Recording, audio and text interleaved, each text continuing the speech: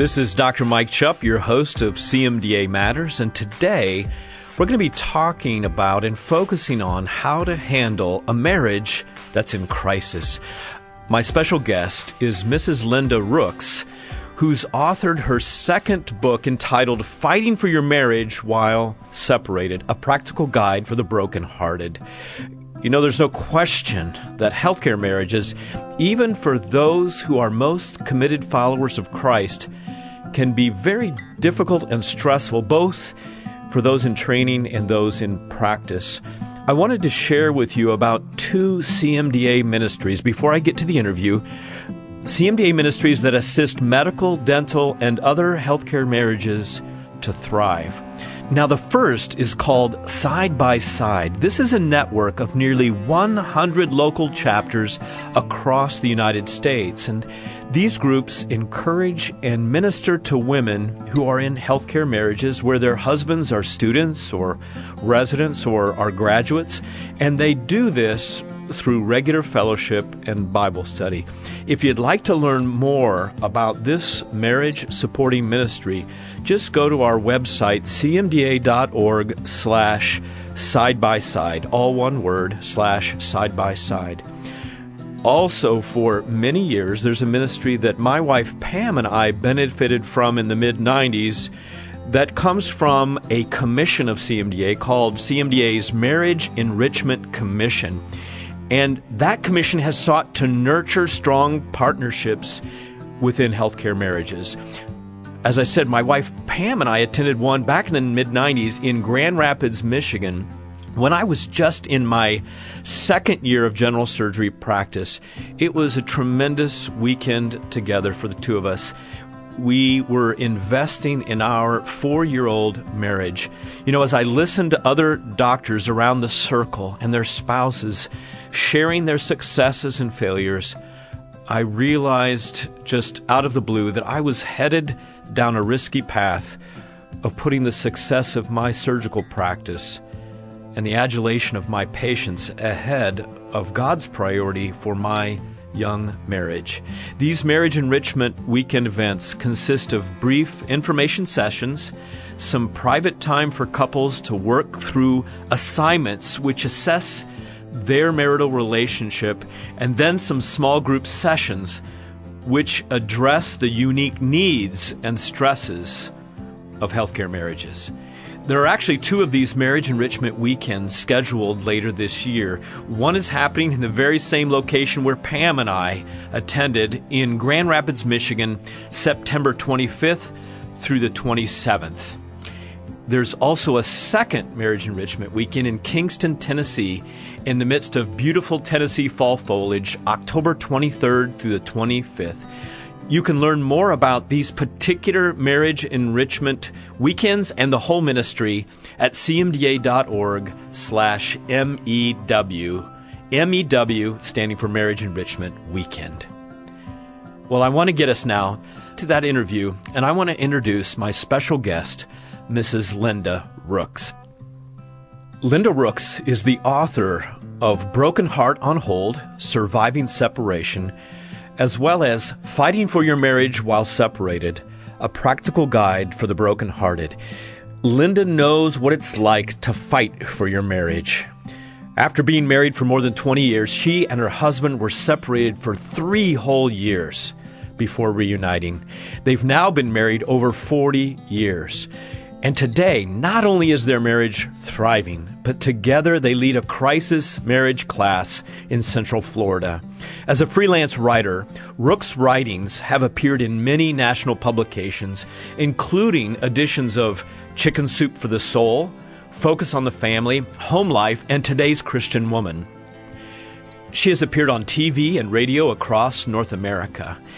Linda and her husband have 2 married daughters and 5 grandchildren. You can learn more about Linda Rooks and her ministry at fightingforyourmarriage.net, or you can follow her on Facebook, Broken Heart on Hold.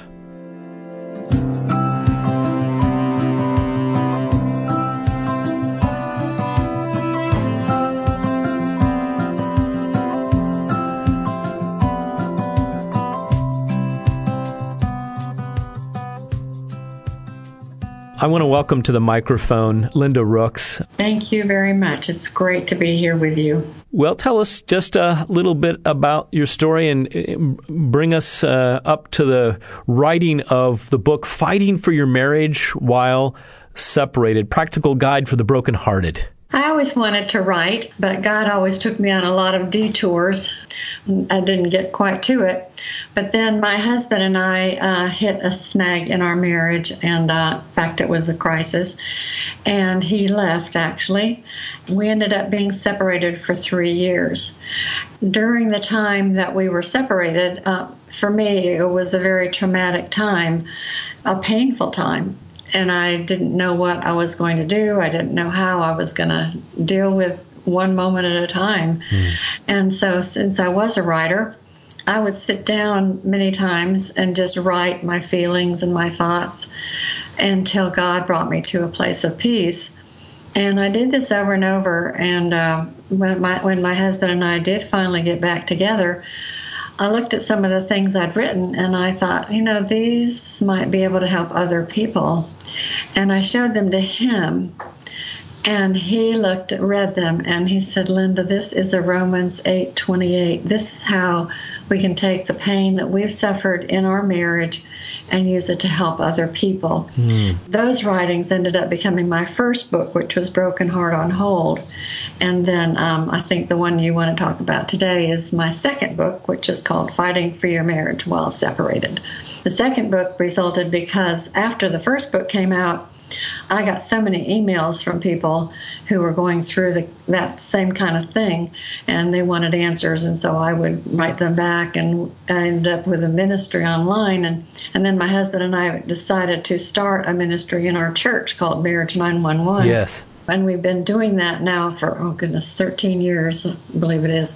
And we have seen so many marriages come back together, and so many of those people, they felt hopeless. And a lot of them came with divorce papers in hand. They thought divorce was inevitable. We have been able to see so many marriages come back together that resulted in my second book, Fighting for Your Marriage While Separated. And there's a lot of those stories in the book. It's just such a variety. There's all different kinds of problems and all different kinds of solutions. And those people really kind of taught me basically, what it takes, along with my own story, of what it takes for a marriage to come back together after a crisis tears it apart. Could you share with us just a little bit the path that led you and Marv, your husband, toward your 3-year separation? Well, he's an attorney, and now he's a law professor, but he was an attorney. And we both had very busy lives, and we went separate ways in many ways. And we also did not resolve problems. We just swept them under the rug, and we just didn't deal with them. Those problems just got bigger and bigger after a while. When you don't resolve problems, what ends up happening is after a while, you don't even know what your actual problems are, because you're usually arguing over the ways that you're dealing with the problems. They just sort of pile up, and you don't even know what your real problems and differences are, because you just have such a negative emotional thing going on between you. And so there came a time when we were arguing one Easter, and he walked out the door. And one of the patterns in our marriage had been that when we would have an argument, a lot of times he would walk out the door, and then he'd come back an hour later or so, and we would both act like nothing had happened. And so, this was one more time when he walked out the door, and I kind of assumed that the same thing would happen. But this time he didn't come back. He didn't come back for a couple of days, and then 3 days, and then a friend went and checked on him and talked to him, and he said he was just reading a book and chilling out, and he didn't know when he was going to come back. And so that panicked me, and I didn't know what was going to happen. And we ended up being separated for 3 years. So during that separation, was one of you or the other, it seemed, was more interested in getting back together? And then also the D word, divorce, was that on your mind at that time? Or was it that you both talked about that maybe we can work this out? Well, I was definitely wanting to get the marriage back together. he really didn't know. He didn't know what he wanted. And at one point, he did bring up the idea of a divorce. That was after we actually went to a counselor early on with her goal was to get us back together in the same house. And he did move back in the house. And he was back for 2 months, but nothing had changed. And he ended up leaving again. And this time he was talking about a possible divorce. So that went on about 4 months. And then after that, he said, well, he didn't know if he wanted a divorce. So we just kind of hung in limbo, not working on anything, just in limbo, nothing happening. Back and forth, there'd be times when we'd see each other because of our daughters and things like that. And then, there were things that definitely happened along the way that made a big difference. Share with us just a few. I read through your book and learned a lot of things that are going to be helpful. I will just mention that I started reading your book as I was celebrating an away weekend with my wife, Pam, on our 28th wedding anniversary. And she saw me over there reading. What you reading, honey? And I said, well, Fighting for Your Marriage While Separated. Why are you reading that book? I said, well, it's an interview that's coming. Oh, wow, what a relief. But I'll be honest with you. I will be honest with you that I learned some things that I can apply to my own 28-year-old marriage, which, like every marriage, has its ups and downs and challenges. And just sort of give us some basic principles on what it looks like to fight for your marriage while separated. First of all, I think the first thing you need to do is realize when your marriage is broken to the point of separation that there really is something broken in your marriage, and the things that you've been doing and you're taking for granted that this is how you resolve problems or this is how you do things probably are not right. You probably have some things that aren't wrong, and you need to step back and really look at your marriage and think about what you need to do differently. And basically, as Christians, the first thing is to really ask God to show you what you need to do and really focus on God instead of your spouse or your marriage, because too often what happens when the marriage is really in crisis is that people they're just focused so much on their spouse, they can't really get a handle on what God might be leading them to do. And so the first thing as Christians that I really, and it sounds trite, but it's true, you need to truly focus on God and allow Him to show you what you need to do, because probably there's things that you need to do differently, and you may be blaming your spouse and think everything's their fault. One thing that I have found that is really key, and I have seen so many marriages with this particular dynamic, is that in a lot of marriages, one spouse is more assertive and one is more passive. Mm-hmm. Assertive can just mean that they just know their own thoughts and they express them and they're very confident in what they believe. Or it can mean that they're overpowering and they won't let the other person really express themselves. They just keep pushing, until the other person gives in, or hovering around them and they won't ever let them have any time alone. Or it can be abusive, it can be all kinds of things. And the passive spouse may be one that just doesn't like conflict, or they're not very good at expressing themselves. It might be a woman who's trying to be submissive, whatever. But what I've seen in these marriages that are like this is when the separation occurs, it's the passive one who leaves.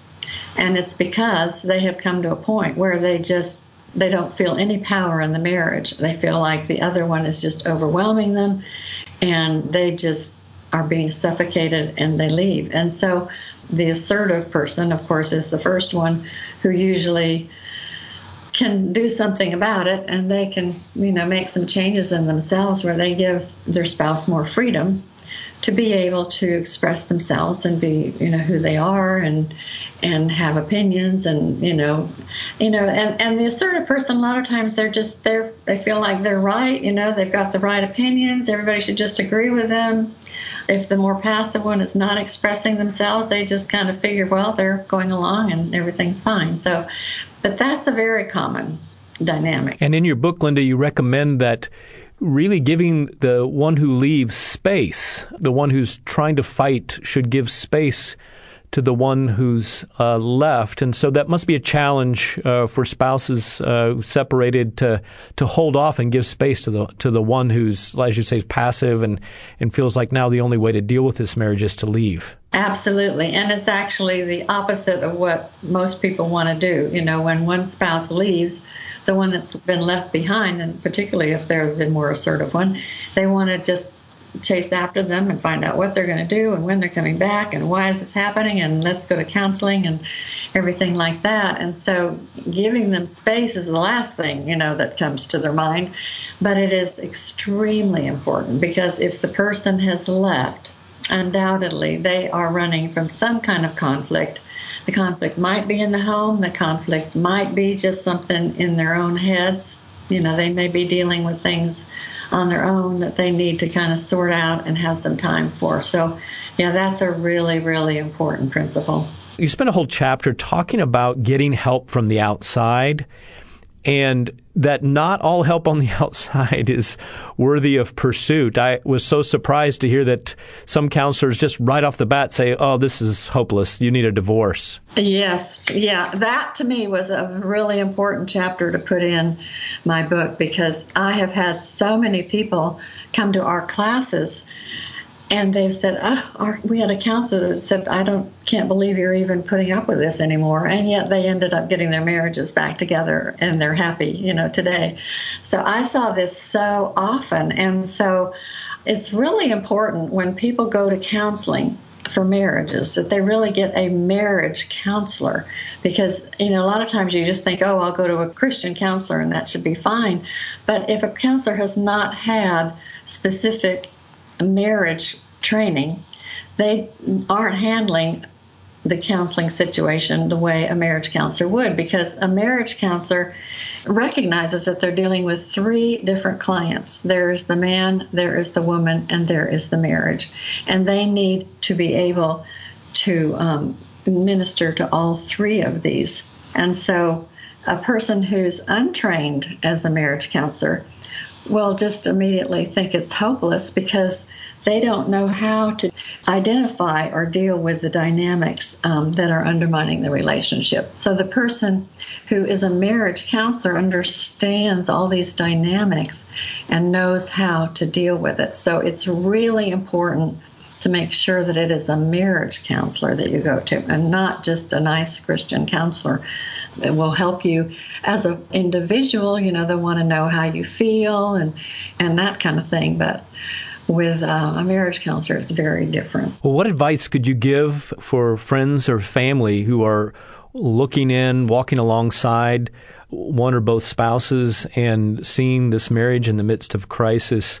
How can they offer support? Well, first of all, a lot of times a friend, if they haven't been through that or they don't know anyone who has survived a real crisis, their first thought is, I don't know how in the world they're going to deal with this. I can't see any hope, and they want them to be happy. And so a lot of times they'll actually encourage them to move on or, well, you can do better than this or something like that. So the first thing to do is realize that there is hope. And it doesn't matter how difficult the situation, there is hope. And to mainly listen, let their friend just talk to them. And I had a friend that, we hadn't really been close friends. She was in the church and she heard about my situation. And she just came to me and said, I heard about what's happening, and if you want to get together and talk, I'd love to do that. And so we got together many times, and she would just listen, and she had little bits of advice she would give me occasionally, but mainly she was just listening. Also, maybe if you know of other people who've been through that kind of thing, maybe connect them with somebody like that. And realize, too, another thing is that your friend may not be acting in ways that are typical of them. They may be kind of crazy in a way. When you're in crisis, sometimes you're doing things that other people might not realize. And don't judge them. Don't give too much advice. If you haven't been there, you probably really don't know what to say. And just just do lots of listening. I shared with my wife your illustration that you got from one of those who've told their story in your book about the coffee filter, and how because my wife and I love coffee, and the whole idea that if you don't have that filter and the coffee grains make it down, it's just bitter and nasty. And so it wasn't long after that I shared that illustration that I brought up some idea from our time as missionaries, and it just, my wife took her hands and she put it above her head and reminded me that I didn't filter what I shared with her. And so that mental picture is now very vivid in my mind, to filter what I say and be very careful, because I know my wife and I know the things that are not going to cause her to feel cherished and appreciated just from our history. That is one of the most popular images I use in the class, is the coffee filter, because, people think, oh, I'm just being honest, I'm just saying what I think, but sometimes the words that come out just are too blunt, and you just need, as you said, you need to filter. You have the thoughts in your head, but filter them a little bit before they come out your mouth. Linda, talk about the children involved in the marriage where there's a separation, some principles for the spouse who's fighting for this marriage, and children who are involved, whether staying with the one who's fighting or the one who's not, who's outside. Talk about those principles. Well, it's important to keep things as normal as possible to start with. And also it's important that you don't pile up all your negative feelings on your child. You need to still speak well of your spouse, even if you're going through negative times, and realize that your child is going through a hard time also. Anything like this is very hard on the children. And so they're dealing with their own emotions, and they don't need to deal with yours as well. You need to find outlets for yourself to talk to. Sometimes if your children are a little older, you might want to talk to them about your problems, but they're not the ones, they shouldn't be your confidants. They need to just see you dealing with things as positively as you can on your side, and make sure they know that it's not their fault. Mm-hmm. Some children think it's their fault that they may have seen you arguing over them or something and think it's their fault when a marriage starts falling apart. And also make sure that they know that they can express their feelings to you freely, whether they're negative or positive, and find somebody they can talk to, maybe a counselor or maybe another family member, somebody that they can talk to about their feelings. One of the interesting things about this chapter on the children was that my daughter is the one who wrote it. And she, of course, is a survivor of our 3-year separation. Mm-hmm. And she's also a mental health counselor who deals with this kind of thing. So she had a lot of insight into all of this. And, another thing I would add, too, is, let your children see you leaning on God. That can enforce their faith, and just to know where you are, you're leaning on God in the middle of the trials, and that can give them an example of what to do when they have hard times as well. During your 3-year separation from your husband, what was the best piece of advice that anyone gave you, either in counseling or from family or a friend? Well, the best piece of advice, one of my friends, I was out talking to her and, telling her all the problems and everything. And she said, focus on God. Put your spouse, put your husband on the back burner and focus on God, and let him show you what he wants to do with you. So I would say that is the most important thing, is to don't focus so much on your spouse, but, let God show you what he wants to show you. And another thing that was very important to me is the idea of giving it time. In fact, this particular friend, when I was out, talking to her about all my problems, she said, Linda, he's confused. She said, call him up and tell him to take a year to figure himself out. And I said, a year? That's a long time. Yeah, it is. I said, a year? And she said, yes, think about it this way. If he takes a year and he figures everything out and you get back together and you have 20 happy years after that, wouldn't it be worth it? And I said, well, yes, it would. And as it turned out, of course, we were separated for 3 years, but we have, at this point, been back together for 20 years, and it has definitely been worth it. As we bring this interview to a close, Linda, if you could tell separated couples just one thing, those who are listening in are healthcare professionals, physicians, dentists, physiotherapists, optometrists, you name it out there, nurses who might be listening, very stressful lives, lots of burnout out there. So I have a feeling there might just be more than just a few marriages out there that are really stressed out, maybe in trouble, or friends are in that category in a practice together.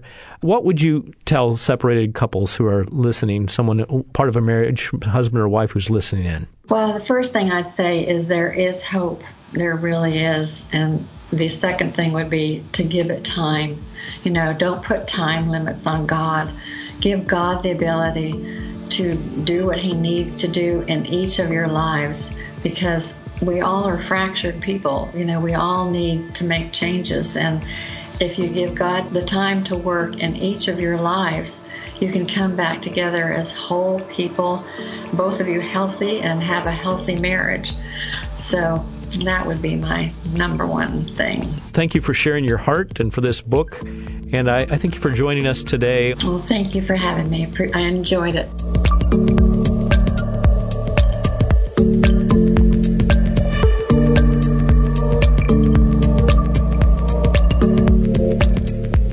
Hanging on to hope for marriage.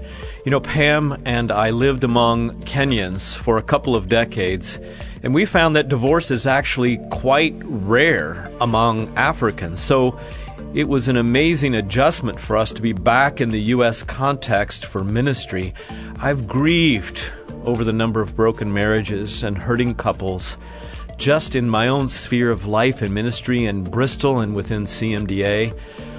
I really think Linda's book, Fighting for Your Marriage While Separated, could be of great help to someone in your family or church or practice environment who's struggling in their marriage, or maybe for you because of your own marriage situation. You can purchase Linda Rooks' book in our Life and Health Resources bookstore, and I'll give you that info in a second. But we also have another book that you might want to check out, and that is entitled Love is a Choice, from the doctors of the Minirth-Meier Clinic.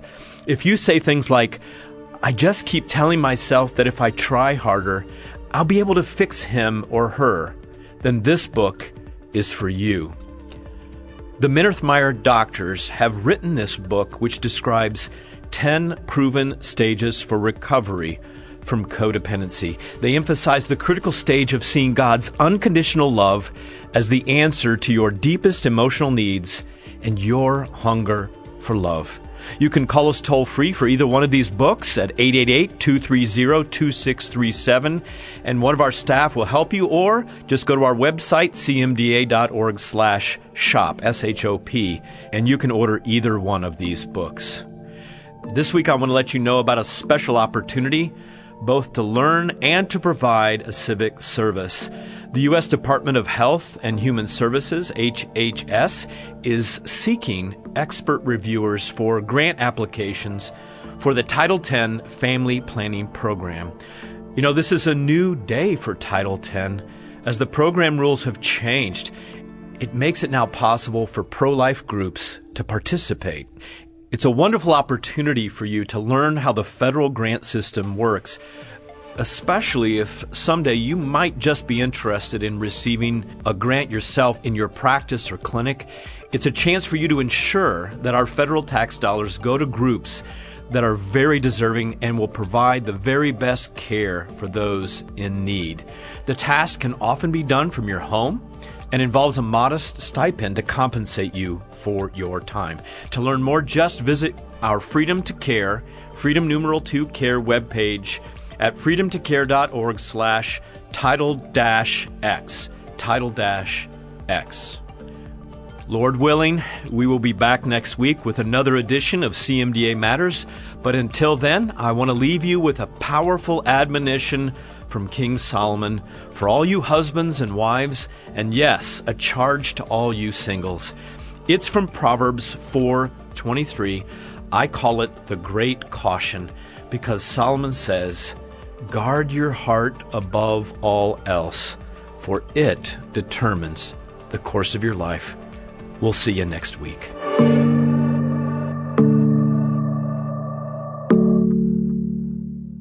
This podcast has been a production of the Christian Medical and Dental Associations. The opinions expressed by guests on this podcast are not necessarily endorsed by the Christian Medical and Dental Associations.